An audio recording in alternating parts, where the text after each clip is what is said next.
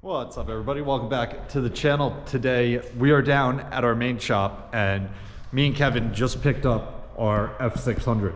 You may notice that it looks exactly the same as when we dropped it off 3 weeks ago to the Fisher dealer. Unfortunately, not a single thing has happened to it. When the guy spoke to my father, he told him that it would get worked on pretty much immediately and we would have an answer whether his plow fit these pockets that are on it or if we needed a different frame, and he was supposed to take care of all of that. And we're now 3 weeks later and it actually was snowing today, so we can't waste any more time. We need to get this truck ready for the winter. So we called up to Hudson River Truck and Trailer. They're ordering a different frame and a different plow for it. So today we're pulling this old plow frame off of it. We're just gonna put it in storage and eventually it'll go on a different truck. And then we are also pulling all of the racks off and all of these side pieces here. And these are all going in storage. The only thing that will be left on here will be this piece here, which is like your headboard, and the two toolboxes. The top piece over the cab is gonna come off, all these rails. Everything back here will be completely off of this truck, and we are throwing this Smith spreader right in the bed of it. So we need to start with pulling everything off, and then we can drop the salt spreader in here, figure out where's the best places to strap it down, and then obviously we have to get it running. All right, guys, I got the salt spreader pulled out. It was back here on these blocks. We had to move all these trucks around in order to get the forklift over there to lift it. But we also pulled the two toolboxes off of this truck. I spoke to my father, he wanted them off of here. We also talked about how they would create a little bit of an issue to get the straps down from the top of the salt spreader to the sides here. But there's also no pockets where the toolboxes, where you see the rest of the bed has pockets. So we got to figure out a way to strap it down, but I have it ready. We're about to throw it up on here and see how it fits. But real quick, this truck, I don't know if you might have noticed or not, but it is no longer black. It is white now, so it's a little bit pulled apart still. We got parts all over the place. But this is currently getting finished up, and it's another example of how my father likes his stuff to be white, except for a few exceptions. But let's get this salt spreader up on here, see how it fits, and figure out a way to strap down the front.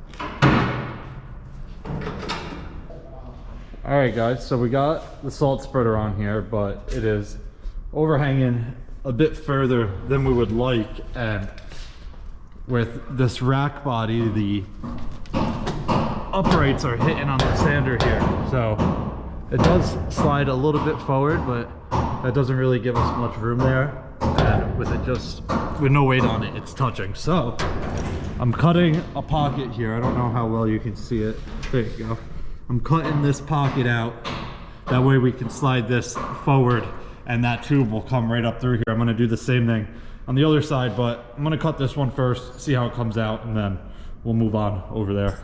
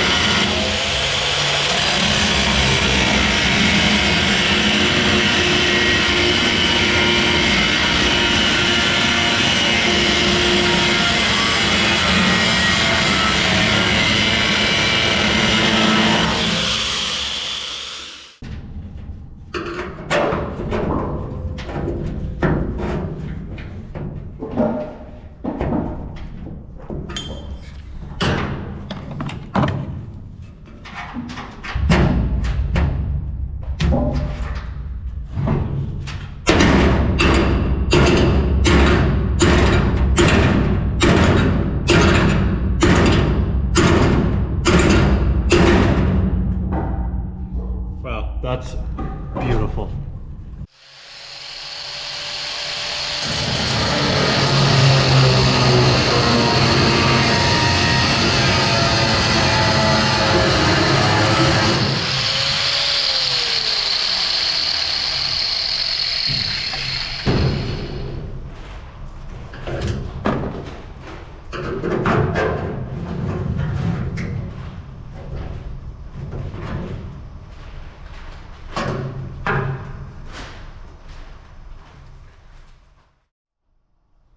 Alright guys, so I got these two pockets cut out, and instead of cutting this completely off, we just bent it up. That way we can basically build off of this. We're going to make a little box here, so when we're pouring salt, if you miss the spreader and it hits the headboard, it won't fall down in these tubes. It'll be completely welded around here, but that'll allow us to at least get another 4 inches or so forward. So we're gonna try and slide this sander now and then see how it looks.